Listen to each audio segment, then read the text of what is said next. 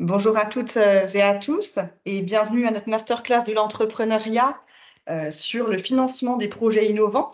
Donc, c'est un webinaire qui va être animé par Grégory Louchet de la Caisse d'épargne Bourgogne-Franche-Comté, par France Ollier et par Patrick Tabouret qui sont chez BFC Angels. Et ils vont vous donner sans détour leur vision de financeur et ils vont partager avec vous les conseils pour réussir, challenger vos dossiers. On a la chance aussi aujourd'hui de recevoir Simon et Mathieu qui sont les deux cofondateurs de la start-up Losange, start-up nivernaise, et ils vont partager leur précieuse expérience avec nous. Alors moi, je suis Marianaïs Fayard, je suis responsable communication à l'Usinerie Partners. Et avant d'entrer dans le cœur du sujet, je vais vous présenter en bref, l'Usinerie Partners, c'est une société d'économie mixte qui est soutenue par le Grand Chalon et par la région Bourgogne-Franche-Comté et qui a pour mission l'accompagnement des entreprises industrielles dans leur transformation digitale et environnementale et qui accompagne également les porteurs de projets numériques dans leur développement. Et pour accomplir sa mission, l'Usinerie Partners, elle a élaboré une offre de services qui s'appelle Protéines et qui se décline en 3 axes. On a le premier axe qui s'appelle événements et proximité, qui porte sur l'organisation d'événements comme des rendez-vous de l'industrie 4.0, comme des ateliers numériques, des visites d'usines ou alors des masterclass de l'entrepreneuriat comme ce webinaire qui nous réunit aujourd'hui. On a aussi dans cette offre de service un deuxième axe qui s'appelle digital et compétitivité. Et dans ce cadre-là, l'Usinerie Partners propose des prestations d'accompagnement sur mesure, comme par exemple des prestations de conseil, des prestations de copilotage de projets, des préconisations de financement. Et pour terminer, le troisième axe, services et innovation, est à destination des porteurs de projets numériques avec l'accès aux outils du Fab Lab des services et de services de proximité comme un espace de coworking qui est mis à disposition, également des salles de conférences. Et pour terminer sur la présentation, l'Usinerie Partners ainsi que le CNAM Bourgogne-Franche-Comté, l'ENSAM et l'UIMM 71 sont les 4 cofondateurs de l'Usinerie qui est un bâtiment situé à Chalon-sur-Saône, mais qui est aussi un pôle à vocation d'innovation et de digitalisation pour l'industrie. Voilà. Donc, avant de commencer le webinaire et de passer le relais à Grégory, je vous informe que cette masterclass est enregistrée, que le lien sera mis sur notre chaîne YouTube. Donc, vous pourrez ensuite avoir accès en replay à ce webinaire. Je vous invite à couper les micros pendant les interventions et de les rallumer à la fin pour la session questions-réponses. Et surtout, si vous avez des questions, vous voulez nous communiquer via le chat, aucun problème, on les lira pour vous. Je vous remercie de votre participation à tous et Grégory, je vous laisse poursuivre. Alors, je partage mon écran. Est-ce que c'est tout bon? Parfait. Très bien. Eh bien, écoutez, bonjour à toutes et à tous. Merci encore une fois l'Usinerie pour l'organisation de ce webinaire qui est tourné autour des moyens de financement des projets innovants et des projets d'innovation. Donc, on co-anime avec Patrick et France de BFC Angel ce webinaire. Et donc, si ça veut bien fonctionner, voilà. Je vais me présenter. Donc, moi, je suis Grégory Louchet, je suis directeur du développement entreprise et institutionnel à Caisse d'épargne Bourgogne-Franche-Comté. Et parmi mon périmètre d'activité, j'ai l'activité innovation dont je vous présenterai juste après. Je vous laisse vous présenter, France et Patrick. Pour ma part, donc France Ollier, délégué général de l'association BFC Angels, donc qui couvre bien toute la région Bourgogne-Franche-Comté. Je mets en lien les investisseurs tels Patrick, qui sont une 60aine, avec les porteurs de projets qui sont en recherche de fonds. Et nous avons maintenant développé aussi une nouvelle activité à destination de tout ce qui est reprise et développement. Donc Patrick Tabouret, ancien chef d'entreprise, membre de l'association BFC Angel depuis 2012. donc en charge, enfin vice-président de l'association et plus particulièrement en charge du département 71. Et au titre de ma participation à BFC Angel, j'ai accompagné comme investisseur une douzaine d'entreprises depuis 2012. Alors, je vous propose de rentrer dans le vif du sujet de ce webinaire. Donc, de façon que ça soit plus dynamique, on va co-animer avec Patrick et France cette présentation plutôt que de le faire par silo. Donc, on va vous parler bien évidemment de tout ce qui est environnement et différents moyens de financement. Vous aurez ensuite, aux alentours de 11h, 11h10, le témoignage d'une start-up qu'on a accompagnée qui s'appelle Losange et qui va vous décrire en fait comment Losange a financé son plan de développement. Et puis, nous aurons une session de questions-réponses. Si vous souhaitez poser des questions durant la présentation, n'hésitez pas à le faire dans le chat. On prendra connaissance, ou Marie-Anaïs ou Emma nous pousseront un petit peu les questions de façon que voilà, ça soit assez interactif. Et c'est aussi le but de ce webinaire. Compte tenu du nombre de participants, on peut se permettre cette interactivité. Je vous propose de commencer sur un premier slide qui sont les principaux acteurs du financement. Alors, vous allez voir dans ce slide, on a voulu faire une cartographie avec les différents moyens de financer son projet innovant ou d'innovation. Alors, la première chose, quand on crée son entreprise, que ce soit une start-up ou pas, c'est que le premier moyen, c'est les apports ou les fonds propres qu'on apporte dans cette entreprise. En général, on les matérialise par l'apport du dirigeant, donc par ses capitaux personnels qu'il va injecter, ou par ce qu'on appelle la love money. Donc la love money, c'est quand le dirigeant sollicite ses amis, sa famille, pour pouvoir avoir des fonds qu'il va pouvoir injecter en capital dans son entreprise. Cette première tuile est hyper importante parce que ça va nous montrer à nous, acteurs de l'écosystème de l'innovation, l'implication du dirigeant dans son entreprise. D'accord ? Si vous mettez 1 euro de fonds propres dans votre entreprise et que vous sollicitez l'ensemble de l'écosystème, je pense que ça va être vite réglé au niveau de l'accompagnement. Parce que on n'est pas des actionnaires de l'entreprise, on est vraiment un acteur du financement. Donc ce point-là, c'est la première pierre angulaire en fait de la création d'entreprise, quelle qu'elle soit, l'apport du dirigeant pour démontrer à l'écosystème que vous allez vous impliquer dans l'entreprise. La deuxième tuile. Alors, comme l'a dit Grégory, un point important, c'est les apports qui sont faits, puisque ça va après servir pour différents acteurs du financement.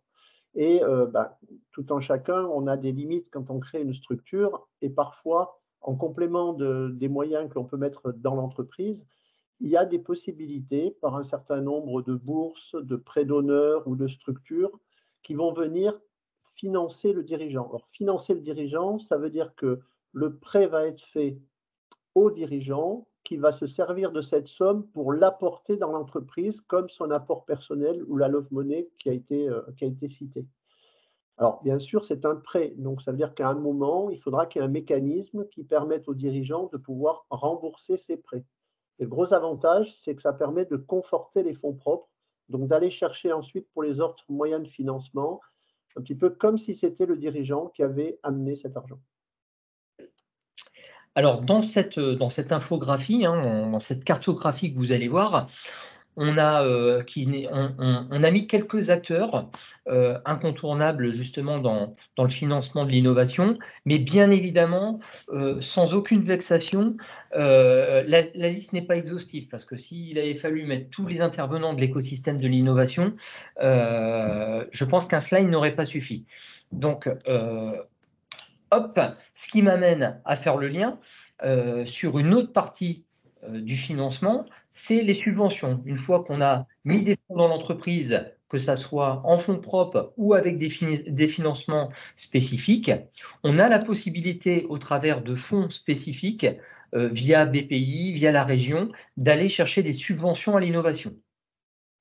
Voilà. Et ça, à la différence de ce qu'a dit Patrick, les subventions, on va y adosser un projet de développement, et ça, en fait, c'est une somme, une aide qui est versée pour accompagner ce projet, et dans la plupart du cas, qui n'est pas remboursable. Alors, en ce qui concerne les prises de participation, il s'agit en fait des apports financiers directs qui, pourront être réalisés par des investisseurs privés ou bien, à travers des fonds d'investissement privés, ou publics. Comme, à titre d'exemple et comme Grégory vient de le dire, je peux vous citer quelques fonds d'investissement, mais ce sera évidemment pas exhaustif. Sur notre région, on peut parler de d'UI Investissement, de Finova, mais il en existe, beaucoup d'autres. Alors, ces investisseurs prennent des participations au capital de votre entreprise et à ce titre vont, devenir vos associés. Ces apports vont, permettre d'augmenter les fonds propres pour aller chercher comme ça d'autres sources de financement. En contrepartie, et c'est important, le dirigeant va être dilué. Alors, une explication, dilué, ça veut dire que, la part du pourcentage, du capital détenu par le dirigeant, sera, diminuée. À contrario des fonds, propres non dilutifs que Patrick va vous expliquer, maintenant. Alors, comme l'a dit France, les investisseurs, que ce soit des investisseurs privés ou des fonds d'investissement, deviennent associés dans l'entreprise. Donc, il dit devenir associé, ça veut dire un partage des 100% de détention des parts, donc de la dilution. Alors, il ne faut pas craindre la dilution, hein, je rassure tout le monde. C'est toujours, je dirais, dans un projet de développement de l'entreprise. Mais parfois, ça peut être gênant, l'objectif étant que le porteur de projet ou le dirigeant garde quand même fortement la majorité. Donc, souvent, il est possible, par des moyens financiers de type obligations convertibles, bons de souscription, alors c'est une mécanique financière un peu particulière, mais il est possible de mettre en place ce qu'on appelle du quasi-fonds propre, c'est-à-dire que ça va être considéré dans un haut de bilan comme de l'argent bloqué pendant un certain temps, avec des conditions de remboursement, sans que cela vienne baisser le pourcentage de dilution. On retrouve dans les fonds propres non dilutifs les mêmes acteurs que ceux qui font des prises de participation. Et souvent, c'est des mécanismes complémentaires qui font qu'en même temps qu'il y a une prise de participation, donc une prise d'action, il peut y avoir une partie des fonds qui est apportée par des mécanismes financiers non dilutifs. Et enfin, le dernier pavé, c'est la dette. Donc, au travers de la dette, on va parler d'emprunt, donc un financement traditionnel, hein, à la fois du besoin en fonds de roulement ou alors un besoin d'équipement pour développer son entreprise. Alors, je vais faire juste un petit rappel. Dans le cadre de ce webinaire, on va beaucoup parler de start-up, de projets d'innovation, d'entreprises innovantes, mais il y a également les entreprises qui innovent. Les entreprises qui innovent, à la différence, c'est les entreprises qui ont pignon sur rue, qui sont déjà installées depuis 10, 15, 20 ans et qui, au travers de leur activité, réalisent un pivot. Et ce pivot va générer de la recherche et du développement un peu plus poussé. Donc, on est bien sur les entreprises innovantes et qui innovent, ce qui veut dire que ce webinaire s'adresse à l'ensemble finalement des dirigeants et des entreprises autour de la table, entre guillemets. On va continuer et dans cette cartographie, on va faire un focus bien évidemment sur BFC Angel et puis sur la partie dette avec notre accompagnement au niveau de la caisse d'épargne, sachant que bien évidemment toutes les banques de la place accompagnent ces entreprises et également BPI au travers des financements spécifiques. Alors je vous propose de passer la parole à France qui va nous présenter le fonctionnement des business angels. Merci. Un petit rappel ou enfin, une petite précision avant d'attaquer, concrètement, le fonctionnement. Je voulais vous dire que donc les Business Angels de Bourgogne-Franche-Comté existent depuis, 2004, donc 20 ans. Ils sont environ une soixantaine sur toute la région et ce qui est très intéressant parce que comme ça nous permet d'être proche des startups, que l'on accompagne. Depuis, les débuts, c'est, 9 millions d'euros qui ont été investis sur, 74 startups à l'heure actuelle.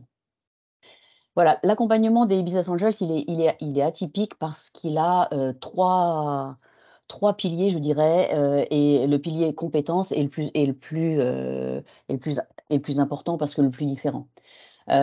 compétences qui seront apportées aux porteurs de projets lors de l'instruction, mais jusqu'à la levée de fonds et au-delà. L'accompagnement des business angels ne s'arrêtera pas après, au moment de l'apport des fonds sur le compte de la société, et c'est très important, d'autant plus que ces business angels, comme ils sont assez nombreux, ça nous permet d'avoir un scope d'expertise très large et qui peut être vraiment un plus pour les porteurs de projets. Évidemment, on vient quand même pour les business angels pour la partie capital. Ce sont toujours donc des prises de participation, ça je l'ai dit au début, mais ce sont des prises de participation qui restent minoritaires. Elles durent entre 5 et 7 ans et dès que l'entreprise en fait peut soit racheter les parts des business angels ou bien a besoin d'une deuxième levée de fonds, ce qui est plus souvent le cas, les business angels souhaitent sortir pour pouvoir réinvestir dans une nouvelle entreprise et pouvoir apporter leur aide à cette entreprise.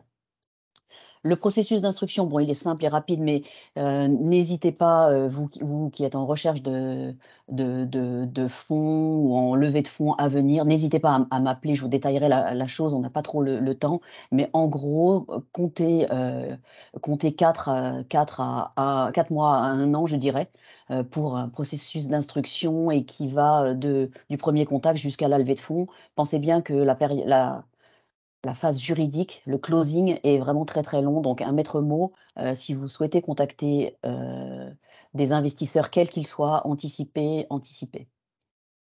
L'accompagnement avant et après la levée de fonds, je vous en ai parlé et c'est vraiment très important. Souvent, un des business angels qui accompagne la start-up sera au comité stratégique afin de continuer à aider le chef d'entreprise selon ses besoins. C'est un accompagnement à géométrie variable, je dirais, en fonction des besoins du dirigeant. Certains ont plus besoin d'aide au niveau ressources humaines, certains ont plus besoin d'aide au niveau commercial, ou financier, pardon, ce sera possible. On a un troisième axe qui est le contact. Vous savez tous que en pouvant bénéficier de contacts privilégiés, d'adresses personnalisées, on gagne beaucoup de temps et le temps, les chefs d'entreprise en ont vraiment besoin, surtout en période de levée de fonds, donc c'est très, très important. Et puis la petite cerise sur le gâteau dans tout ça, c'est l'effet levier dont vous pourrez bénéficier. Il est très important en fait de pouvoir mettre en œuvre les acteurs du financement de façon conjointe pour en bénéficier. Effet de levier x3, ça signifie que quand vous allez chercher 100 € auprès d'investisseurs tels que les business angels, vous allez pouvoir obtenir 100 de subventions auprès de BPI par exemple et 100 auprès de votre banque. Et Grégory pourra en parler un petit peu plus tard. Voilà le processus, le fonctionnement des business angels, basé sur nos bénévoles et qui investissent dans les entreprises. Ce n'est pas l'association qui investit, c'est important de vous le préciser, c'est chaque business angels qui décide. Voilà pour ma partie. Patrick, si tu veux continuer. Alors, rapidement, quels sont les critères de choix ou de décision? Donc, comme l'a rappelé France, ce n'est pas l'association qui décide, mais bien les investisseurs qui décident d'accompagner ou pas un projet. Alors, les éléments forts du choix des projets, je crois que le premier élément, c'est la personnalité du dirigeant ou de l'équipe dirigeante. On est souvent les premiers investisseurs extérieurs dans un projet de développement d'entreprise, dans des phases d'amorçage ou de pré-amorçage. Et ce qui va faire la qualité ou le fait qu'on va y croire, c'est vraiment la personnalité du dirigeant et de l'équipe dirigeante. C'est très important pour nous. Bien sûr, il faut que le dirigeant connaisse le marché, il connaisse les concurrents, il connaisse, qu'il y ait eu une relation avec les clients potentiels, avec les prospects. Hein, que ce ne soit pas simplement une innovation technique complètement déconnectée de son marché. Du projet à potentiel de développement important, l'objectif, c'est de parier sur une entreprise qui va avoir une capacité de développement possible avec, bien entendu, une implantation et un développement en Bourgogne-Franche-Comté. Ça nous arrive d'intervenir en co-investissement sur des projets qui ne sont pas en Bourgogne-Franche-Comté. Dans ce cas-là, on travaille avec le réseau France Angel et les autres associations. On fait du co-investissement. Et notre vocation, elle est déjà de développer et d'aider au développement sur notre région. Le stade de maturité du projet, ça nous arrive de rencontrer des dirigeants, des porteurs de projets dans des phases très en amont et de les accompagner, de les conseiller d'aller faire déjà, j'allais dire, aller voir les autres sources de financement. Il est important de nous contacter tôt. Comme l'a dit France, ça prend toujours du temps de lever des fonds. Donc, il vaut mieux être contacté trop tôt. Et dans ce cas-là, on saura échanger et se mettre de côté. Mais c'est difficile quand on vient nous voir trop tard. Et puis, un point important aussi, le réalisme et l'argumentation du business plan. La majorité des membres de l'association sont des gens qui sont dans le secteur économique, qui ont été dirigeants ou anciens dirigeants. Les tableaux Excel où on multiplie le chiffre d'affaires par 2 la première année, par 10 la deuxième année et par 30 après, bon, je dirais il faut que ça soit argumenté. Voilà. Donc, de venir avec une argumentation du business plan. Donc, voilà les principaux critères pour nous, Business Angel. Grégory, si tu veux rebondir par rapport aux critères côté financement. Alors, pour bien comprendre la différence entre une intervention d'investisseurs et de banquiers, c'est la manière dont l'un et l'autre vont se rémunérer. Donc l'investisseur va investir de l'argent et sa rémunération, il va l'avoir au travers les dividendes qu'il va toucher et au travers la vente des parts dans un laps de temps qui a été défini avec l'équipe dirigeante. Donc on est bien sur un investissement, on a une somme au démarrage et on récupère dans la mesure du possible sa mise plus une plus-value dans un laps de temps qui est défini et dealé avec l'équipe dirigeante. À l'inverse, l'emprunt, donc un outil de financement dédié à accompagner le développement commercial et de l'entreprise, nous, en fait, on va se rémunérer sur des intérêts et notre objectif, c'est d'être remboursé. Rembourser, ça veut dire faire une activité commerciale, faire du chiffre d'affaires, faire du résultat, dégager de la capacité d'autofinancement et rembourser chaque mois, chaque trimestre, l'échéance de prêt. Donc d'un côté, vous avez le haut de bilan par l'investissement au capital aux côtés de l'équipe dirigeante et de côté, avec les banques et les financeurs en dette, vous avez ce qu'on appelle le bas de bilan dont on est amené à être remboursé au fur et à mesure sur une durée qu'on aura définie, une durée d'emprunt qu'on aura définie. Alors, la difficulté sur les startups ou les entreprises qui innovent, c'est que contrairement aux entreprises qui sont déjà installées depuis quelques années, on n'a ni bilan, ni compte de résultat. Le marché, il existe peu ou pas. Le modèle est disruptif et puis on a des tableaux Excel qui passent de 50 000 € de chiffre d'affaires à 10 millions en 3 ans. Voilà. Donc, ce qui veut dire que pour nous, banquiers avec une casquette d'analyse traditionnelle, on bouscule un petit peu les codes. Donc, la première chose qu'on va faire, c'est on va analyser exactement les mêmes points qu'il y a indiqués sur ce slide. Donc, l'équipe dirigeante, la capacité à mener à bien le projet, l'existence du marché et sa connaissance du dirigeant, le potentiel de développement. On verra après dans la manière dont on accompagne que l'important, c'est de se développer aussi en BFC, puisqu'on est une banque régionale, donc on accompagne les acteurs économiques du territoire. Et puis, on verra également à quel stade on intervient. Je rappelle qu'en tant que banquier, notre objectif, c'est d'être remboursé par l'activité de l'entreprise et pas d'être remboursé par les garanties.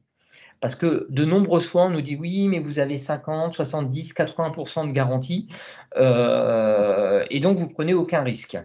Donc moi, je le rappelle et je profite de ce webinaire pour dire qu'un banquier ne prête pas pour une garantie, il prête pour être remboursé. C'est son devoir de conseil d'accompagner l'entreprise dans son développement et pas de se dire bon, ça tombe bien, j'ai 80% de garantie et je prête grâce à ça. Voilà, je vais prendre un exemple. J'aime bien prendre cet exemple-là. Imaginez le patron de Uber qui va voir son banquier et qui lui dit voilà, moi je vais disrupter le transport de personnes. Les taxis, c'est fini. Vous, moi, tout le monde autour de la table, on va pouvoir amener une personne d'un point A à un point B via une application. Imaginez la tête du banquier à ce moment-là. Je pense qu'il y a dû y avoir des portes qui ont dû se fermer, sauf que les banquiers qui ont fermé la porte aujourd'hui doivent bien s'en mordre les doigts. Et c'est pour ça que nous, on doit changer de logiciel quand on a des dossiers d'entreprises innovantes, d'entreprises qui innovent. Alors, si je continue, à quel moment, quand je vous dis ça, on intervient dans le cycle de vie d'une start-up? Alors, Patrick et France ont principalement parlé de l'amorçage, du démarrage, et moi, je vous ai parlé en fait du démarrage de la commercialisation ou de l'industrialisation. On va l'appeler, il y a plusieurs noms, hein, on va l'appeler la phase de décollage ou de développement. Donc, nous, on va démarrer une étude de dossier quand la start-up est dans sa phase de commercialisation, d'industrialisation, et qu'elle va commencer à faire ses premiers euros de chiffre d'affaires. Pour ça, on a aussi bien cadré les choses, c'est-à-dire que la première chose, c'est la phase de développement. La deuxième, c'est que dans la mesure du possible, on va intervenir sur une entreprise qui est du territoire. La Caisse d'épargne Bourgogne-Franche-Comté travaille uniquement sur la région. Il y a 15 caisses d'épargne en France, 15 caisses régionales, indépendantes et autonomes juridiquement, financièrement. Et donc, chaque euro collecté par nos clients doit servir à financer l'économie du territoire.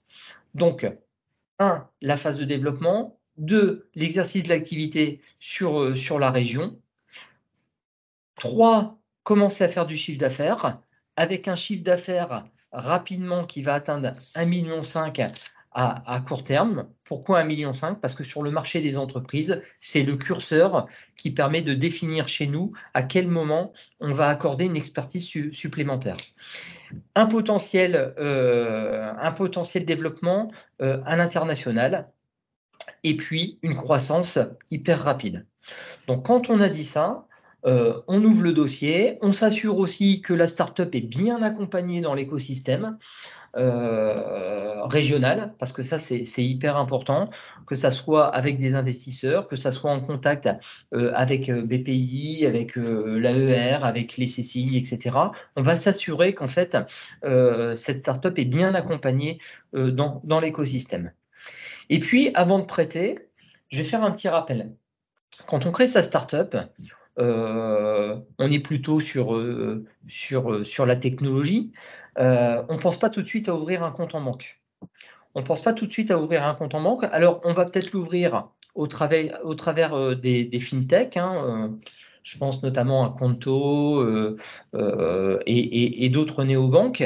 Mais ayez en tête que quand vous allez ouvrir ce compte en banque pour encaisser vos fonds propres, les fonds des investisseurs, les subventions, etc., vous allez pouvoir très bien le faire et à coût réduit en ligne. Mais par contre, quand vous allez être en phase de croissance et que vous allez devoir faire un financement soit de besoin de fonds de roulement, soit d'investissement, ce n'est pas cette néobanque qui va vous accompagner, qui va étudier avec vous le projet et qui va vous mettre en place un crédit. Voilà. Et donc, nous, quand on a des clients qui viennent nous voir en disant « Bon, j'ai ouvert ça, maintenant il me faut un prêt », bien évidemment, on va dire « Nous, on va vous accompagner sur le financement après étude du dossier, bien évidemment.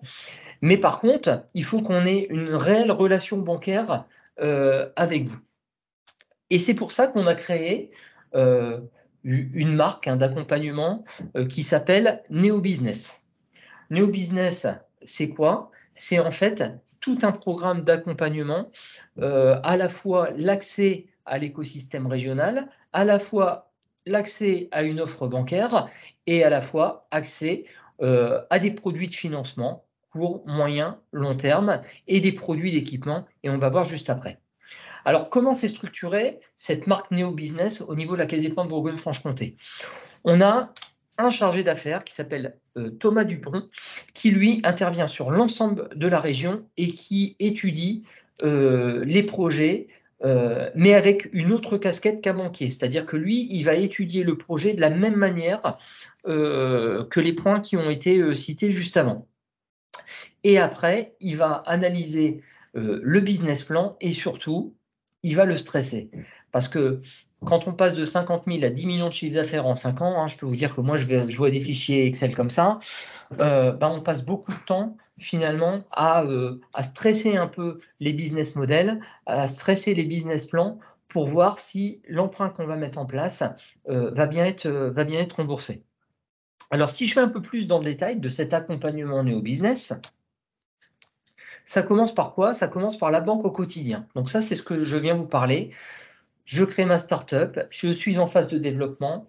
Il faut que j'ouvre un compte bancaire parce que je vais avoir à encaisser des fonds et surtout, je vais avoir des premières dépenses à régler. Donc, je vais ouvrir un compte bancaire et sur ce compte bancaire, je vais y adosser des instruments de paiement et des solutions d'encaissement.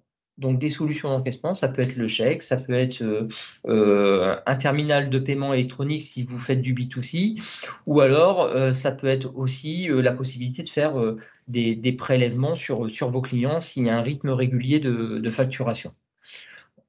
On va vous mettre bien évidemment, parce que comme on est une banque innovante, tout un tas d'outils en ligne vous permettant de faire vos opérations en self-care, c'est-à-dire tout seul, sans intervention de la caisse d'épargne. Et puis, et surtout, vous avez un interlocuteur qui est Thomas et une assistante commerciale qui va, en cas de besoin, si vous avez besoin de faire un virement et que l'application ne fonctionne pas, besoin de commander une carte, besoin de commander un chéquier, etc., qui va faire tout ça pour vous. Et vous avez 2 personnes dédiées, enregistrées dans votre carnet d'adresses.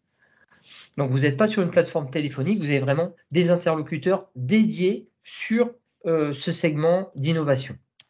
Ensuite, une fois qu'on a ouvert le compte, on va avoir des besoins. Donc, des besoins de financement, ça peut être des besoins court terme, des besoins peut-être si on travaille avec des marchés, avec des grands donneurs d'ordre, parce qu'on peut être une start-up et travailler avec des grands donneurs d'ordre et on a besoin de garanties vis-à-vis d'eux, donc on va mettre des garanties. Et puis, des financements d'investissement. Alors là, il existe une multitude de financement, la dette bancaire, vous avez le crédit bail immobilier, vous avez différents produits, taux fixes, taux structurés, taux indexés.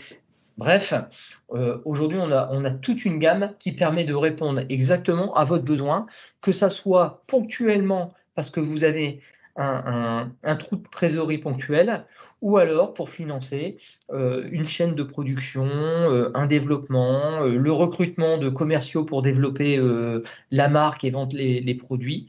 En fait, chaque projet a son financement dédié.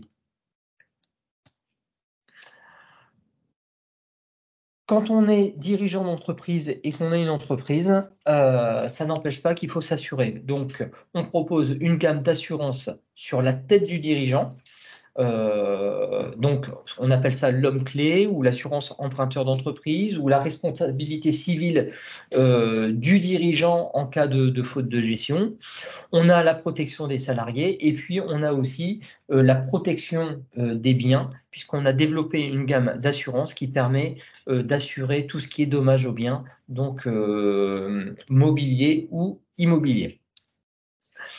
La start-up se développe, il y a un petit peu de fonds qui arrivent et en attendant de le dépenser, on a toute une gamme de placements, d'épargne, que ça soit traditionnel ou un peu plus dynamique sur les marchés. Donc ça, on fait du placement, ce qui permet, dans l'attente d'un investissement ou d'un gros projet, de pouvoir avoir une rémunération de ces fonds qui sont placés sur le compte bancaire. On fait de l'ingénierie sociale parce qu'on sait qu'aujourd'hui, c'est dur de fidéliser ses collaborateurs dans une entreprise. Donc, comment on les fidélise? Au travers d'une offre sociale complète. Alors, ça va du télétravail, ça va du ticket resto, ça va des chèques vacances. Et si on va un peu plus loin, de l'épargne salariale avec des plans épargne entreprise. Et puis, vous avez la loi ANI qui a pris effet et qui oblige les entreprises maintenant qui ont plus de 10 salariés à créer une offre de partage de valeur à travers des primes défiscalisées ou un plan épargne entreprise. Donc, auparavant, le seuil était de 50, il est rabaissé à 10. Donc ça, il faut être attentif à ça parce que tout le monde va être concerné et on arrive vite à 10 dans une entreprise, 10 collaborateurs. Et puis, dernier point, quand on se développe à l'international, quand on va acheter de la marchandise à l'international ou qu'on va vendre à l'international, eh ben, on a besoin d'être assuré. On a besoin d'être assuré dans les transactions, à la fois avec le fournisseur et à la fois avec le client.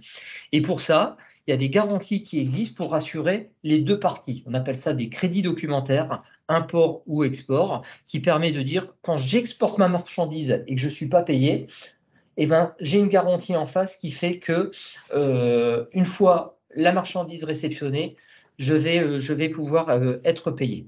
Donc ça, c'est le premier point. On sécurise les transactions et on rassure les parties prenantes dans un contrat. Et le deuxième, c'est la sécurisation du change. On y pense très peu, mais si vous vendez aux États-Unis, on est par exemple au mois d'avril, vous avez toute une phase de fabrication, etc. Vous allez livrer au mois de septembre.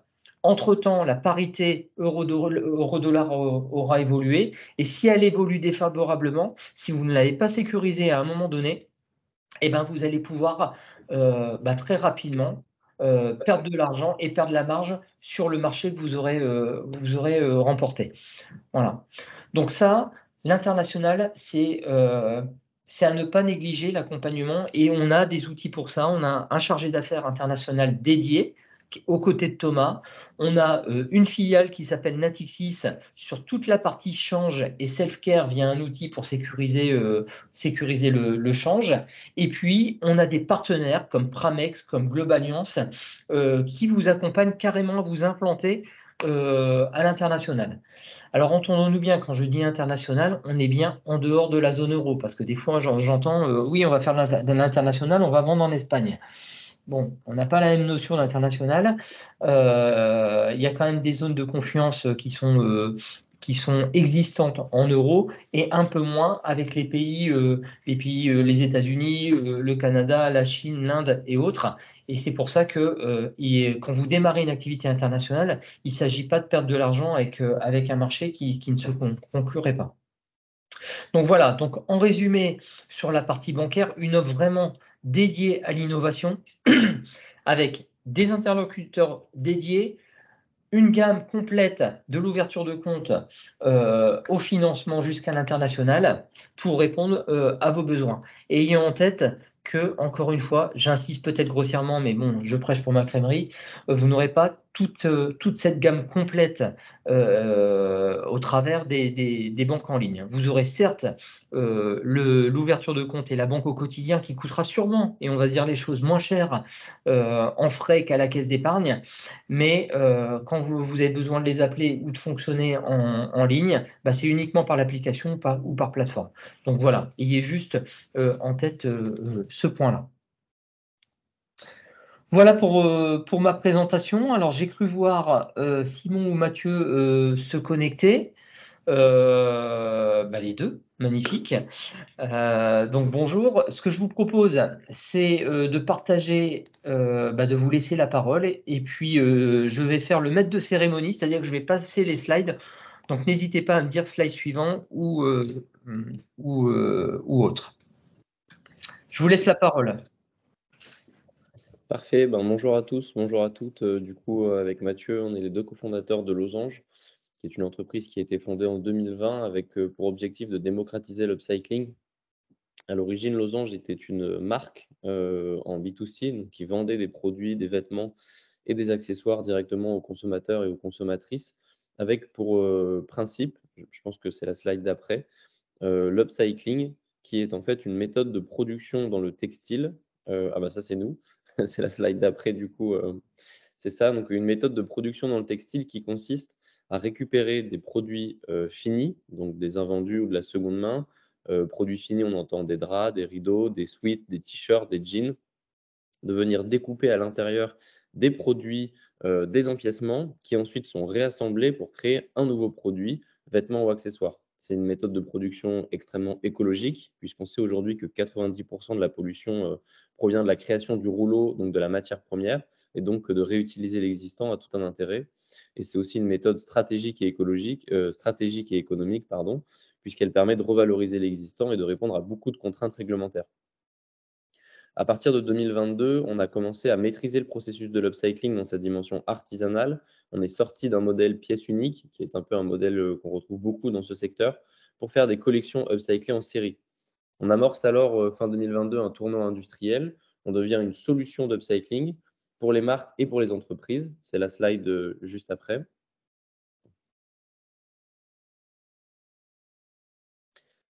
Et cette ambition, finalement, elle nous permet, avec ce tournant industriel, d'adresser un nouveau marché, un marché B2B, donc professionnel, avec l'objectif donc de répondre aux besoins des marques et des entreprises, de créer des produits upcyclés tout en revalorisant l'existant. C'est pour cela qu'on travaille avec des industriels, des marques de mode, des maisons de luxe, des grands comptes qui souhaitent, par exemple pour le cas de La Poste avec lequel on travaille, revaloriser des équipements professionnels, des gilets de chargé de clientèle en produits prêts à être recommercialisés ou donnés aux salariés. Donc c'est vraiment la réconciliation d'un besoin de revalorisation et d'un besoin de production écologique.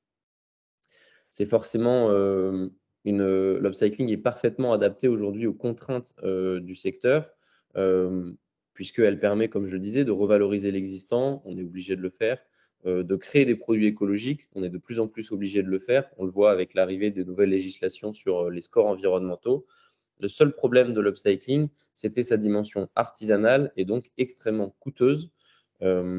Puisqu'on a réussi à maîtriser le processus artisanal de l'upcycling, on a décidé de l'industrialiser.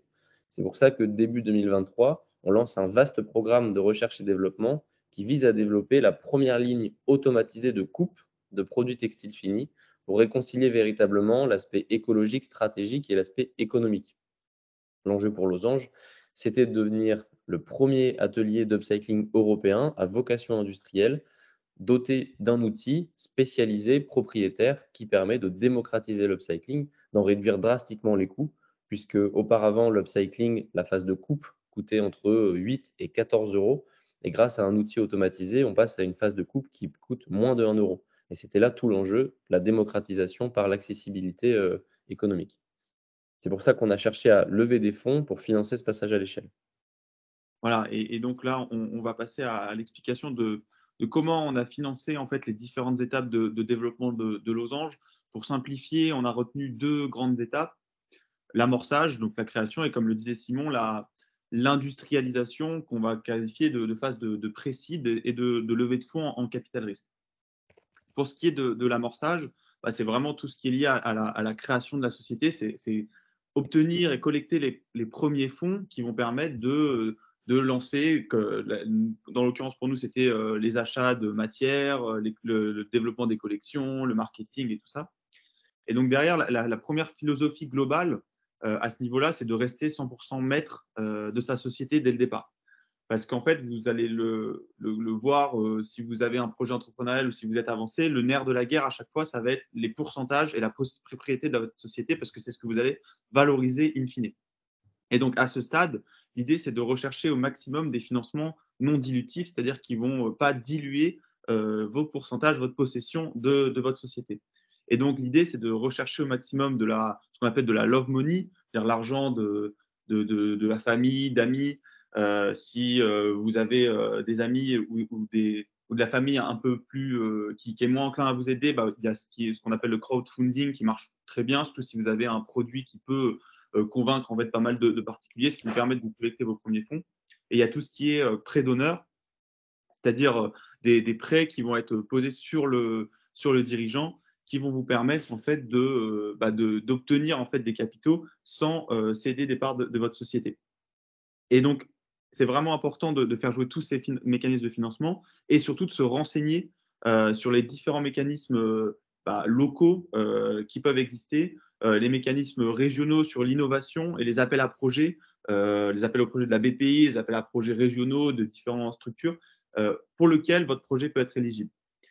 Et l'idée, c'est d'obtenir en fait ces fonds propres. Et avec ces fonds propres, vous pouvez aller voir les banques et solliciter un premier prêt. Et ce qui est important aussi, le deuxième point qui est important à ce niveau-là, c'est à ce moment-là, c'est au moment de l'amorçage qu'on commence à construire la relation avec son banquier, avec son ou ses banquiers, et qu'on identifie en fait qui sera le partenaire de confiance pour le projet, pour pouvoir vous faire confiance, vous financer toutes ces étapes-là, et avec qui la relation va être un peu plus tendue. Et donc concrètement pour Losange, nous, on a fait du coup jouer une grande diversité de mécanismes avec un apport personnel de 15 000 euros. On était 5 au départ, donc ça faisait 3 000 euros chacun. Vous n'êtes pas obligé de mettre autant si vous n'en avez pas la capacité, mais voilà, plus vous allez mettre, plus ça va faciliter les démarches si vous en avez l'opportunité. On a récolté 20 000 euros de Love Money auprès de familles et des amis. On est allé chercher différents mécanismes de prêt d'honneur. Donc, on est allé toquer à toutes les portes des réseaux en fait, de prêt d'honneur, donc le réseau Initiative, le réseau France Active, le Lions Club, pour obtenir environ 60 000 euros de prêt d'honneur. Et ensuite, on est allé faire jouer en fait, cette assiette de fonds propres pour aller chercher environ 280 000 euros de prêt de la région, parce que la région en fait, a la compétence économique et vient financer en fait, des avances remboursables, des dispositifs croissance qui permettent d'obtenir des prêts à taux zéro, des fonds bancaires et de la BPI. Et ensuite, et le dernier point, c'est on est allé chercher, avec toute cette assiette de financement, différentes subventions et bourses. En l'occurrence, pour nous, c'était de l'ADEME et de la BPI, puisqu'on est entreprise engagée dans la transition économique, écologique et l'économie circulaire, pour aller chercher une assiette d'environ 120 000 euros de subventions portées majoritairement par l'ADEME. Et ce qui est important de savoir, c'est comme je l'ai expliqué et que je le dis en filigrane, c'est que pour les prêts, les subventions, en fait, chaque dispositif conditionne l'autre.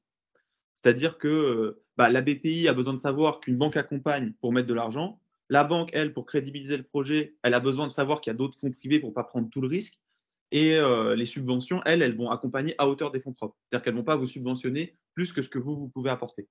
C'est pour ça que la clé, c'est vraiment de se constituer vraiment un maximum de capital de fonds propres important au départ, ce qui permet d'aller chercher, comme on le voit dans notre cas, une grosse marge de manœuvre, en fait, un gros effet de levier pour pouvoir avoir plus de latitude pour lancer son projet de manière efficace.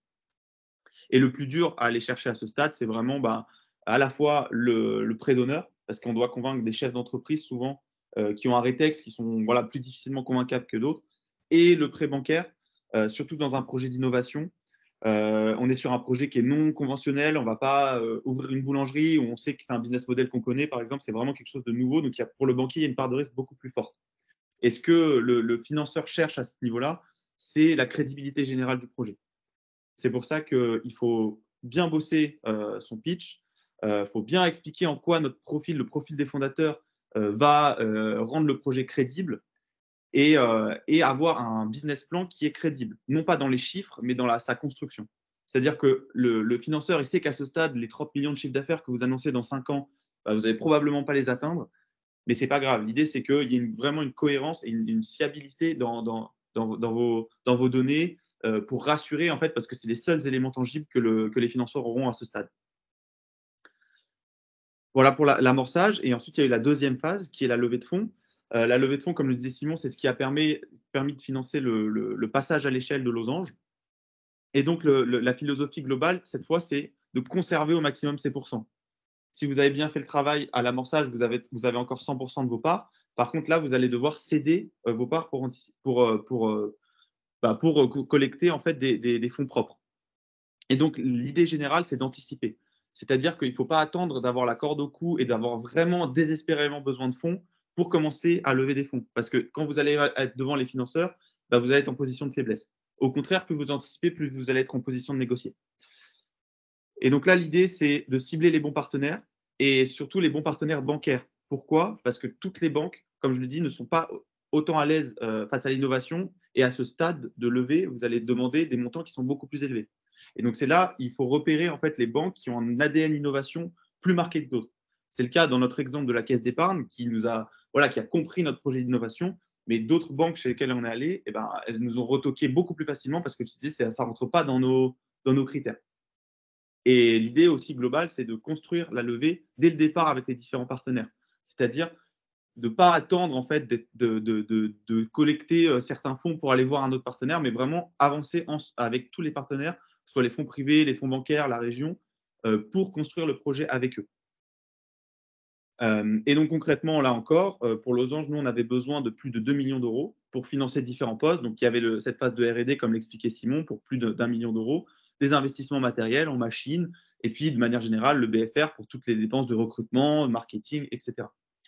Et nous, on a réussi à lever cette fois 2,6, 2,7 millions environ, décomposés en différents postes, 700 000 euros en fonds de capital risque, donc c'est les fonds d'investissement qui ont mis de l'argent en échange de parts de Losange, 500 000 € de prêts bancaires, environ 300 000 € d'avance remboursable de la région, et le reste, à nouveau, en subvention, BPI et l'ADEME, après réponse à des appels à projets qui étaient très, très longs.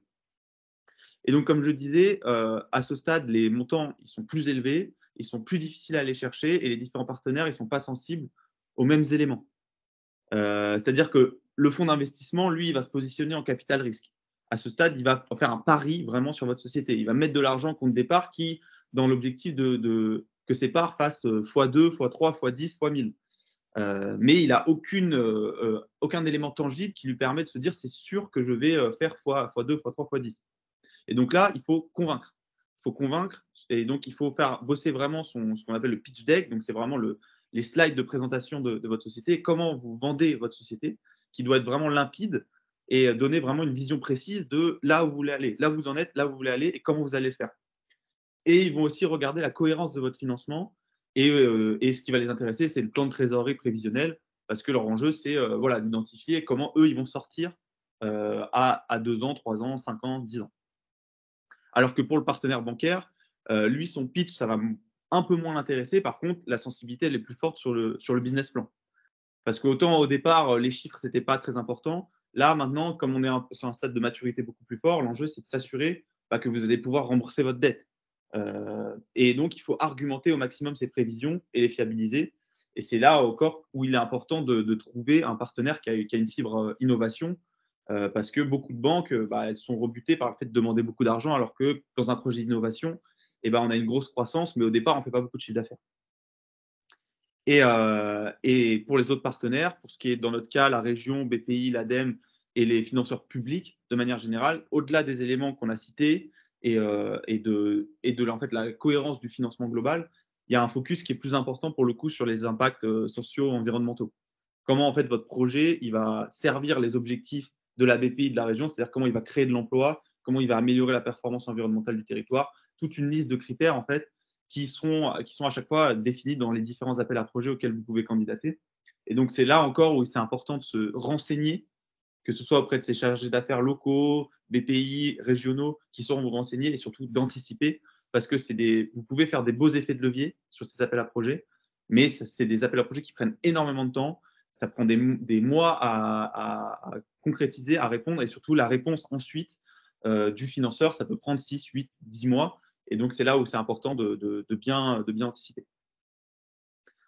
Voilà pour notre retour d'expérience, comment on a fait. Je ne sais pas si c'était clair, si vous avez des questions. En tout cas, ce serait un plaisir d'y répondre.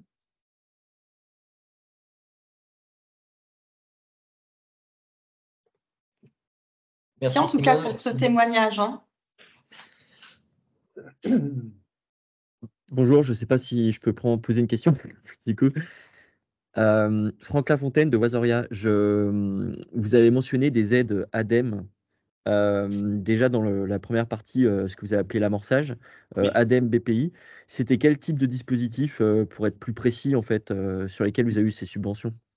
Alors, pour l'ADEME, c'était l'appel à projet EETE, donc Entreprise engagée pour la transition énergétique. Donc, c'est une subvention c'était jusqu'à 100 000 € à l'époque. Peut-être que ça a changé depuis. Et c'était sur des critères, sur des projets en fait, qui permettaient de passer un peu plus à l'échelle des procédés qui permettaient d'avoir un impact environnemental très concret et d'améliorer la performance à la fois écologique et sociale sur un territoire donné. Et BPI, c'était, je crois que c'était la bourse French Tech, si je ne dis pas de bêtises, Simon. Ouais, c'était ça. Voilà, c'était une bourse French Tech auquel vous pouvez. En fait, la BPI a une diversité de mécanismes en fonction du stade de maturité de votre société. Et c'est très important de les connaître et de pouvoir les mobiliser. Merci. Avec plaisir. Je me permets de prendre la parole. C'est Ali Hakim, fondateur de DreamAct. On est une société d'édition de logiciels.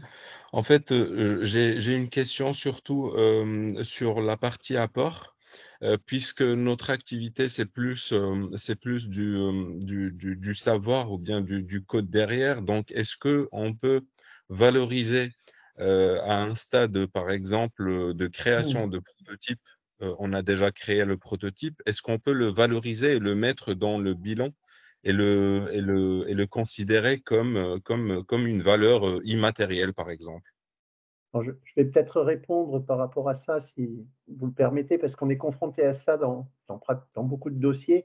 Effectivement, le travail qui est fait par les associés ou par l'équipe, euh, ça peut être du développement, ça peut être de la démarche commerciale, ça peut être de la R&D. Toute cette partie-là va être valorisée au moment de la création de la société ou au moment de la valorisation de la société. Donc ça, c'est important déjà de garder j'allais dire, les traces et de pouvoir justifier. Mais bien sûr, c'est une partie qui va être valorisée en termes d'apport au niveau. Bon, par contre, ça ne fait pas du cash. Et c'est vrai que dans le développement d'une entreprise et d'une start-up, souvent, et ça a été dit, je crois, par Mathieu, le suivi de la trésorerie est quelque chose d'important dans les premiers mois ou les premières années. Mais par contre, c'est quelque chose qui est important pour les équilibres par rapport aux apports et notamment la valorisation de la société. Merci.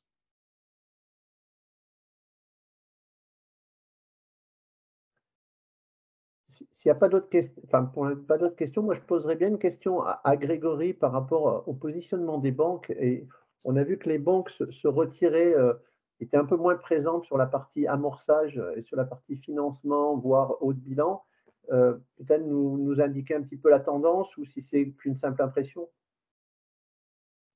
Alors effectivement, quand on a lancé, en fait, quand on a commencé à accompagner, il y a de ça maintenant, allez, 6-7 ans, le marché de l'innovation, on s'est un petit peu cherché. On est allé sur toutes les phases finalement de la startup, principalement sur la partie amorçage. Ce qu'on voit, c'est que les financements qu'on mettait en place étaient soit remboursés par des levées de fonds, c'est quand même pas l'objectif, soit à l'inverse, on nous demandait en fait de réétaler la dette ou de la prolonger parce que le plan de développement n'était pas encore tout à fait calé. Donc jusque-là, on va dire tout va bien, sauf que ça décolle jamais pour quand même pas mal de startups, il faut quand même dire les choses. Et arrive le Covid. Et là, vous retrouvez 50% de votre portefeuille aux affaires spéciales.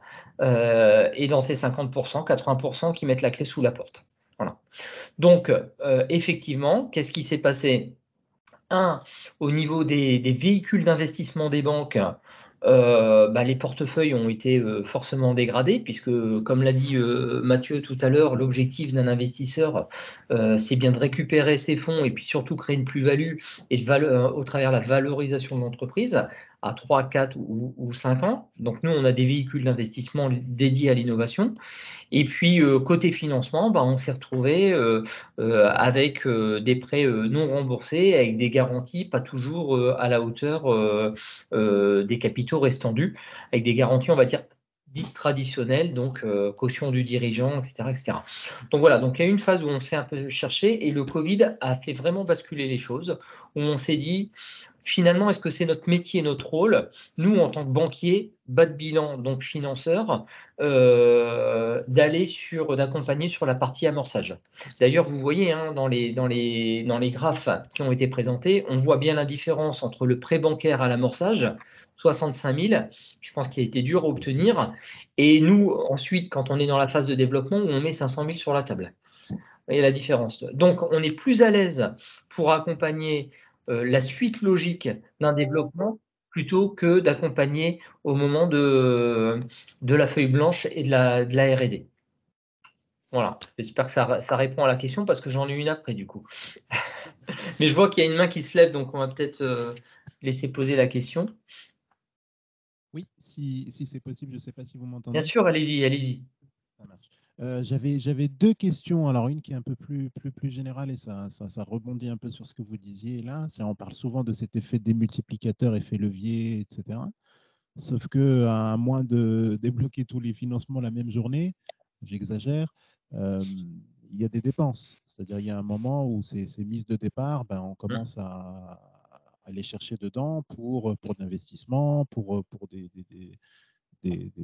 d'autres frais, etc. Donc, comment ça évolue avec avec le temps. Et je pense que n'importe quel financeur ou n'importe quel investisseur est au courant de ça. Et la deuxième question, comme ça, après je libère un peu qu'est-ce qui se passe quand, dans le tour de table initial, on a potentiellement un partenaire public? Par exemple, je ne rentre pas dans le détail, mais dans notre cas, on aurait un cas de transfert de technologie par rapport à quelque chose qui a été développé en laboratoire de recherche et puis qui passerait un peu dans le cadre d'une start-up en industrie. Mais c'est vrai qu'il y a plusieurs pistes à l'étude, c'est-à-dire que ce soit de la licence, des royalties, des choses comme ça, ou carrément une rentrée dans le capital initial. C'est-à-dire, mais je me demande si cette rentrée dans le capital initial, est-ce qu'elle a un rôle à jouer dans le fait de rassurer que ce soit d'autres investisseurs, des business angels, ou que ce soit des financeurs, des banques, etc. Voilà. Alors, moi, pardon. Je propose de répondre à la première question, d'où l'importance des fonds propres. Enfin, moi, je l'ai dit en introduction et Mathieu l'a redit également.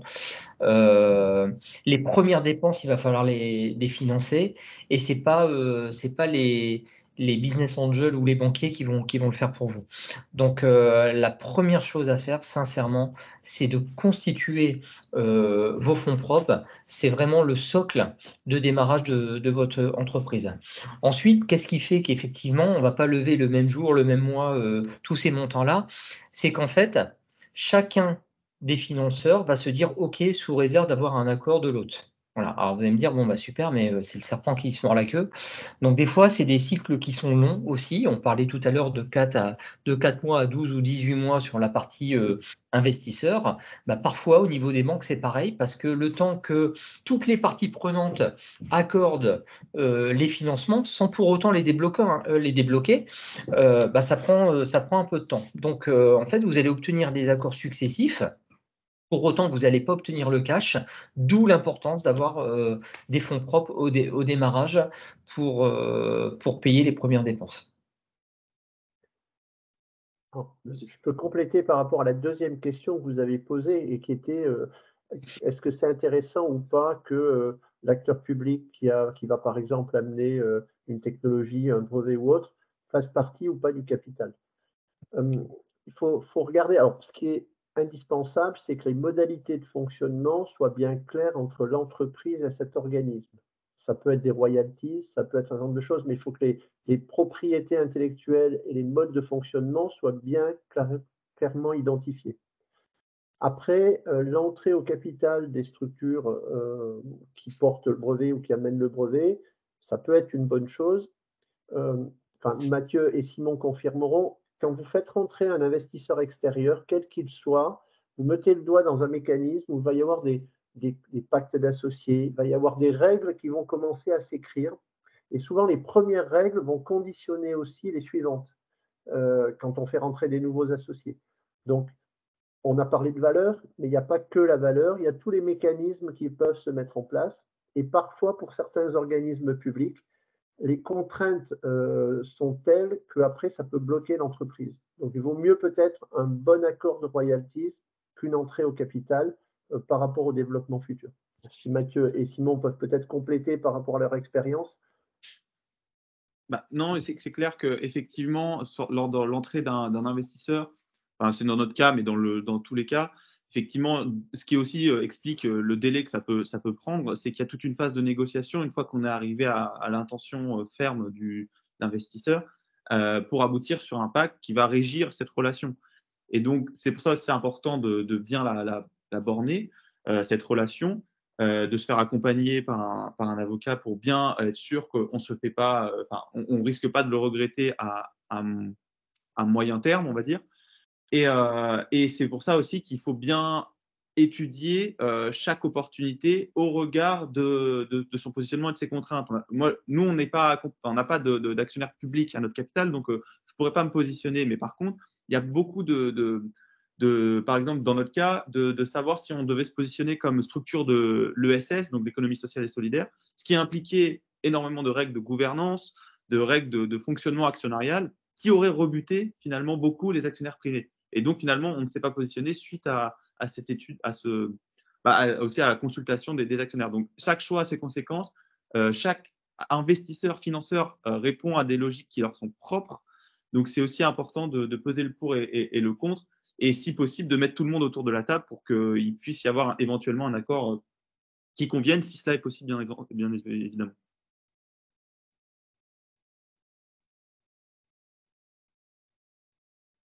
J'ai une nouvelle question. À quel niveau vous avez été dilué lorsque vous avez fait votre deuxième round et comment vous avez évalué en fait le montant correspondant en fait? Est-ce que c'était basé sur une valeur à venir, une valeur actuelle? Voilà.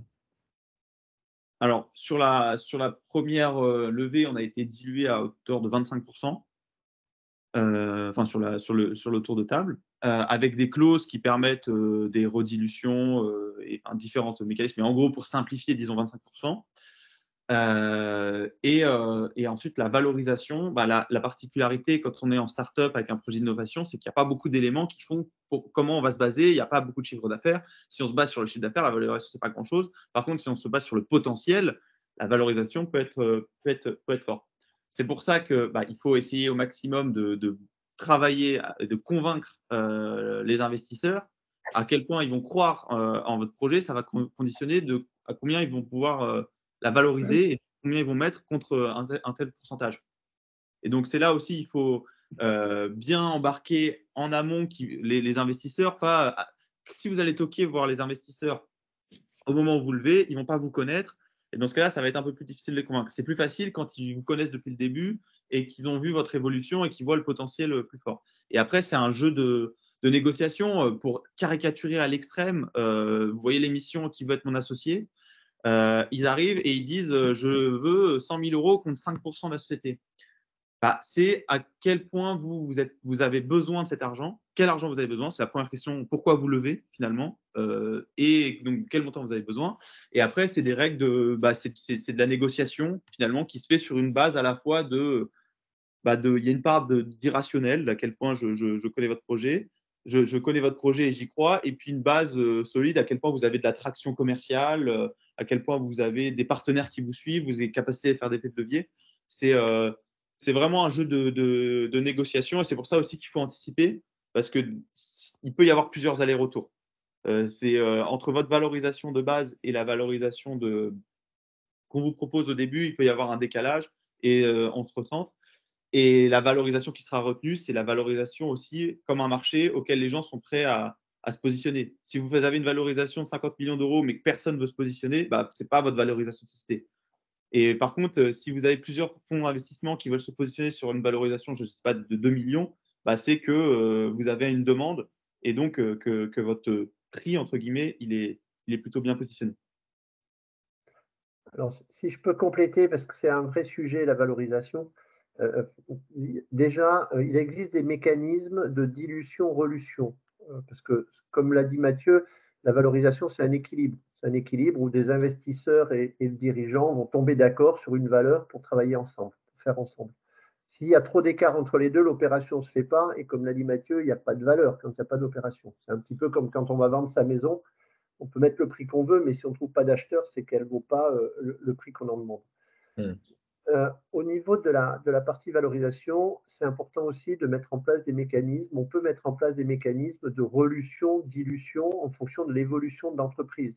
C'est-à-dire que si l'entreprise évolue dans le bon sens, voire mieux que ce qui est prévu, permettre aux dirigeants de retrouver un pourcentage plus fort, donc d'être relué.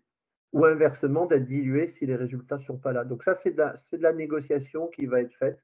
Donc c'est vrai qu'il y a de la négociation.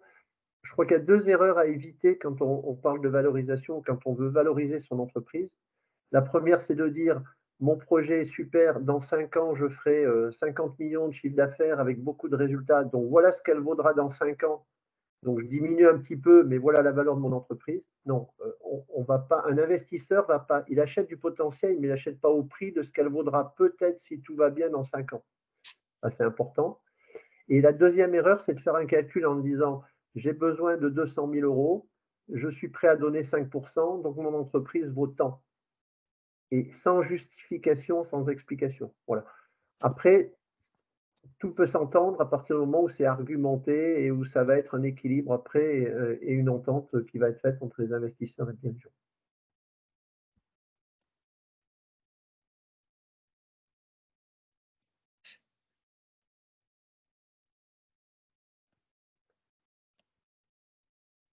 Ok, est-ce qu'il y a d'autres questions?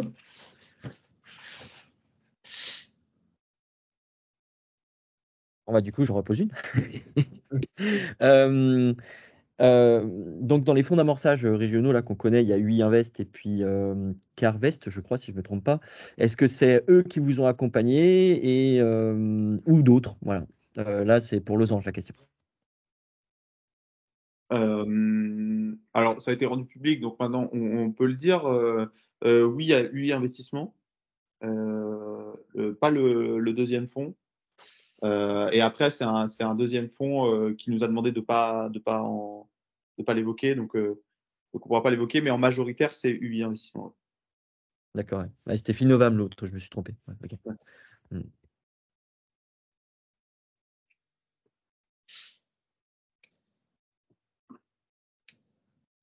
D'autres questions? Profitez-en, hein.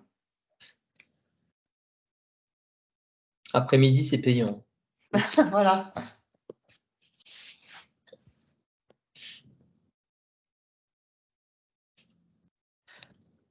Bon, j'enchaîne.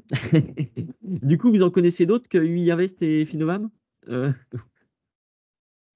Sans trahir. Des fonds d'investissement?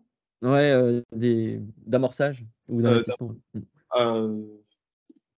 Il y en a beaucoup. Je sais que Simon avait fait un mapping. Ça va dépendre. Il y a des fonds qui sont généralistes, il y a des fonds qui sont thématisés. Donc, c'est important aussi de se faire ce mapping-là parce que des fonds qui seront pertinents pour Losange ne seront peut-être pas pertinents pour votre projet. J'en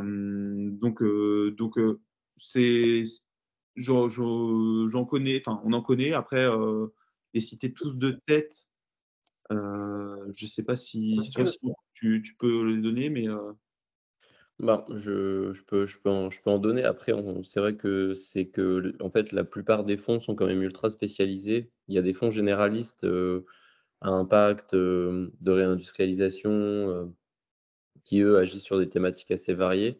Mais c'est vrai que là où il y a le plus de sensibilité en général pour réussir à trouver des partenaires VC, c'est des gens qui connaissent le secteur. Et s'ils connaissent le secteur, c'est parce que ils investissent, leur thèse d'investissement, elle se situe majoritairement sur ce secteur-là. Il y a des fonds qui sont spécialisés dans la food, il y a des fonds qui sont spécialisés dans la medtech, d'autres dans la mobilité, d'autres dans la fashion tech. Donc c'est pour ça que je pourrais donner quelques exemples, mais ce serait peut-être pas pertinent par rapport à votre cas à vous. Après, il existe aussi des family office qui, eux, investissent par contre sur des thèmes, sur des thèses un peu plus larges. On connaît pas mal, par exemple, le Made for All, qui est le family office d'un ancien fondateur de showroom privé. Motier Ventures, qui est le family office des Galeries Lafayette. Otium Capital, qui est le family office de la personne qui a fondé les Wonderbox. Eukratos, qui est aussi un family office. Je crois que c'est ceux que j'ai en tête. Après, en plus des family office, en plus des VC, fonds d'investissement traditionnels, on pense parfois aussi aux CVC, qui sont les fonds des entreprises, Decathlon, Maïf, BNP,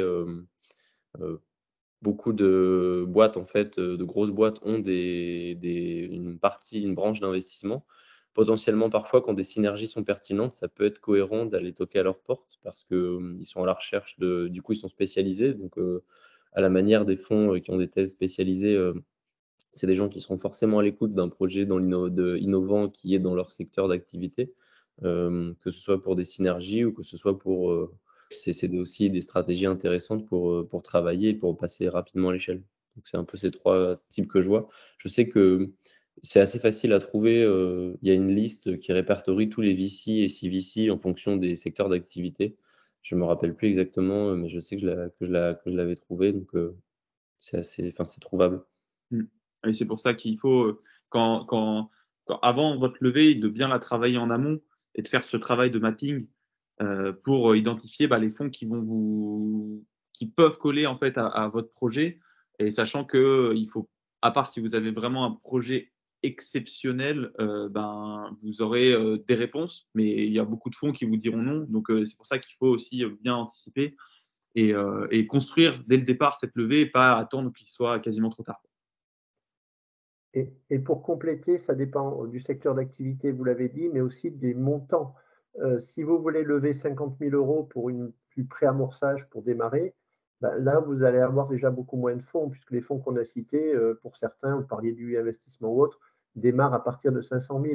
Ils vont rarement sur des tickets inférieurs. Donc, tout dépend aussi dans quelle phase et quel montant vous allez rechercher. Est-ce que vous allez rechercher 50 000, 500 000, voire 1 million ou au-delà? Voilà. Donc, ça, c'est aussi important dans le choix des investisseurs ou des fonds que vous allez solliciter. Et d'ailleurs, je me permets de rebondir sur le sujet et j'ai une question en fait sur quel levier de financement ou bien par quel levier de financement il faut commencer aux premières étapes de la création de l'entreprise. Ça veut dire où il faut aller chercher de l'argent pour financer sa campagne de marketing ou aller chercher le financement pour par exemple, faire quelques développements, recruter un développeur pour faire un travail X. Donc, à votre avis, où il faut aller le chercher? Alors moi, pour le développement au début, ce que je conseille vraiment, c'est vraiment d'aller chercher tous ces mécanismes donc non dilutifs, ce que j'ai expliqué, c'est-à-dire de ne pas aller chercher des fonds d'investissement, peu importe le mécanisme, en l'échange de pourcentage, parce qu'en fait, vous allez en céder tout au long de votre développement, et si vous en cédez au tout début, vous allez céder à une valeur qui est du coup faible, et du coup, vous allez pouvoir valoriser beaucoup moins de votre société dans les tours de financement suivants. Donc, c'est vraiment aller chercher tous les mécanismes non dilutifs, c'est-à-dire vos apports personnels si vous le pouvez, votre famille, vos amis, des mécanismes de financement collectif comme le crowdfunding, des prêts d'honneur qui vont pouvoir, voilà, sur compte caution plutôt personnel du dirigeant, vous accompagner, vous donner 10 000, 20 000 € et vous pouvez les cumuler. C'est souvent des prêts à taux zéro sur des montants qui sont assez faibles. Donc, ça ne va pas vous permettre de financer 4 ans de votre développement, mais ça va vous permettre au lancement de constituer cette base, comme l'expliquait également Grégory, de fonds propres qui aussi vous permettent éventuellement d'aller chercher un premier prêt bancaire. Et donc, vous allez pouvoir, auprès de la région aussi, la région finance des prêts de lancement à taux zéro également, de constituer cette première base en fait, et par la multiplication des mécanismes sur des montants entre 5 000 et 20 000 €, ça vous permet de constituer une première assiette pour financer vos premiers achats, vos premiers développements, tout en restant 100% maître de votre société, posséder encore 100% de votre société.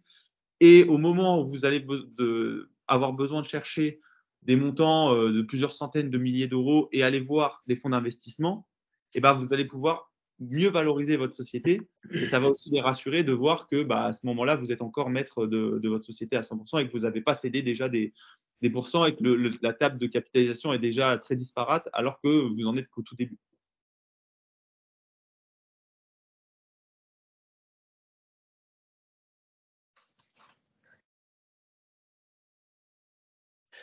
Bonjour, j'ai une question. Vous m'entendez? Mhm. Véronique Gricourt, Société Hypatie et ex-administratrice du collectif Startup Industriel France. Vous avez une présentation extrêmement professionnelle là, de tout votre parcours et tout, chapeau. Je voulais savoir justement comment vous vous êtes professionnalisé par rapport à ça. La connaissance de tous ces acteurs de l'écosystème de financement, les démarches, les réponses aux appels à projets, voilà. Comment vous êtes, en combien de temps et comment vous vous êtes professionnalisé, comment vous êtes formé le cas échéant, est-ce que vous avez été accompagné? Parce que là, franchement, chapeau sur, enfin, je sais pas ce qu'en diront les autres participants, mais sur la démarche, vraiment hyper pro. C'est pour ça qu'on les accompagne en fait. Non, mais ça peut être une blague, mais c'est vrai. C'est en fait, on apprend en continu, tout simplement parce que déjà les mécanismes associés sont pas les mêmes au départ qu'au fur et à mesure du développement et du stade de maturité différent de la société. Et c'est pour ça que c'est important vraiment d'anticiper et de pouvoir échanger avec les différents partenaires, que ce soit les banques, que ce soit les chargés d'affaires BPI, de l'identifier, de pouvoir échanger avec lui, que ce soit le chargé d'affaires de la région, toutes ces choses-là qui vont pouvoir en fait être les relais et pouvoir en fait, c'est leur travail d'identifier les bons partenaires, les bons mécanismes, ou dire ah bah attendez, à votre stade de développement, je pense que vous êtes éligible à tel appel à projet ou à tel dispositif BPI ou à tel prêt d'honneur. Et c'est là où en fait ils vont vous flécher ces éléments. C'est sûr que si vous faites tout le travail de votre côté dans votre coin, bah, déjà vous n'allez pas comprendre forcément, et en plus vous allez être noyé devant l'immensité des dispositifs qui existent parce qu'il y en a vraiment des centaines et des centaines. Donc c'est vraiment identifier les bons interlocuteurs, et c'est eux qui vont vous aiguiller, et ensuite au niveau bancaire, c'est eux qui, souvent il y a des liens, ils vont nous dire ah bah je sais que la caisse d'épargne elle a une ADN innovation, donc allez échanger avec tel partenaire.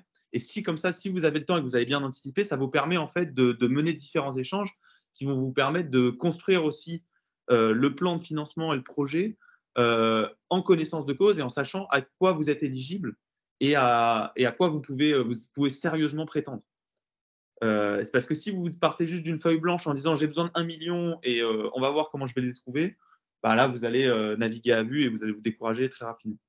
C'est vraiment, voilà, et les choses se font en fait petit à petit, et une fois que vous avez identifié ces interlocuteurs, ils voient votre développement et c'est eux qui à chaque fois vous reflèchent sur les dispositifs adaptés. Par exemple, nous à notre amorçage, notre chargé d'affaires BPI nous a dit vous devriez candidater à la bourse French Tech, voilà, vous avez de grandes chances d'y être éligible. On a candidaté, on l'a reçu. C'est un travail après qu'on doit mener, mais une fois qu'on le sait, on le mène. Et au fur et à mesure de développement, quand on a entreprise volet d'industrialisation, le chargé d'affaires BPI nous a dit ah bah tiens, il y a le plan France 2030 au niveau régional, ce serait pas mal que vous alliez jeter un œil au cahier des charges et voir si c'est pertinent pour vous de candidater. Et dans ce cas-là, on se renseigne et on candidate. Des fois c'est pertinent, des fois c'est pas pertinent. Et ainsi de suite, ce qui permet en fait de savoir à quoi on peut prétendre, de prétendre au bon dispositif et d'affiner à chaque fois le modèle. Ouais, vous avez eu un bon accompagnement effectivement local aussi, j'imagine, AER, BPI, etc. Et voilà. Et l'important, c'est de bien garder le lien avec tous ces acteurs. C'est vrai que dans la Nièvre, c'est particulièrement actif et efficace, mais ouais, chapeau. Chapeau d'avoir aussi bien intégré justement quelles sont les attentes de tous ces interlocuteurs qui ont des attentes différentes, hein.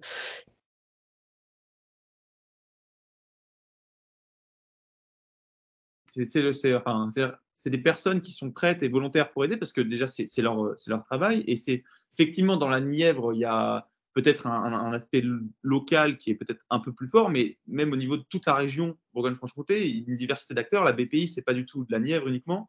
La caisse d'épargne, dans notre cas, ce n'est pas du tout la Nièvre uniquement. La région, c'est la région. Donc voilà, il y a beaucoup de mécanismes du coup, qui sont locaux, mais au niveau régional. Et c'est ça aussi la force de la région Bourgogne-Franche-Comté, mais aussi de tout l'aspect local. Après, chaque région a ses spécificités, donc je ne pourrais pas parler pour les autres régions, je ne les connais pas, mais de différents mécanismes. Et comme tout dispositif, la clé, c'est vraiment l'information. Plus on a l'information, plus on sait ce à quoi on peut prétendre et on est efficace dans notre travail. Et on maximise du coup, dans l'occurrence du financement, on maximise l'effet levier dans notre cas. Ok, merci. Alors, moi, je vais devoir vous laisser. Vous avez mes coordonnées, le support vous sera diffusé, vous aurez le replay, hein, Marie-Anaïs.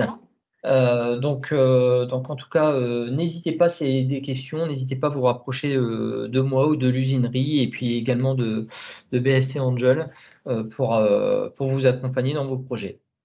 Voilà. On reste à vous souhaiter une bonne journée et peut-être pour les uns et les autres, bonnes vacances si vous en prenez.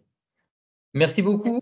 Merci Grégory. Moi, pour conclure, si vous le voulez bien, France et Patrick, je voulais vous remercier. Grégory est parti, mais je voulais vous remercier de nous avoir livré ce cadre, ces critères de choix, de sélection pour les dossiers de financement. Je voulais aussi vous remercier pour la notion d'anticipation.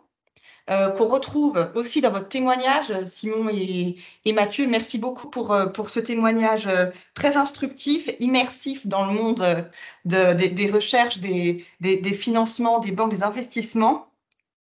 Vous parliez donc de l'importance d'anticiper et de l'importance de se faire accompagner et d'être présent, de se faire connaître de tout l'écosystème de l'innovation, de l'entrepreneuriat. Voilà, parce que c'est aussi c'est le gage de crédibilité et puis c'est ce qui fait que vous le disiez, hein, un dispositif en conditionne un autre. Et c'est l'occasion pour moi de vous parler d'une journée innovation qui sera organisée le 17 mai à Chalon-sur-Saône à l'usinerie et au cours duquel vous allez pouvoir rencontrer une grande partie de tous ces acteurs incontournables de la région Bourgogne-Franche-Comté dans l'innovation, dans l'entrepreneuriat. Vous rencontrerez également des investisseurs, des financeurs. Donc voilà, c'est le 17 mai. Vous serez bien évidemment tous invités. On vous fournira en même temps que le lien du replay, vous fournira des éléments pour pouvoir vous inscrire. Merci beaucoup à vous tous pour votre intervention, à vous tous pour votre participation. Une très bonne journée à vous. Merci beaucoup. Merci. Merci.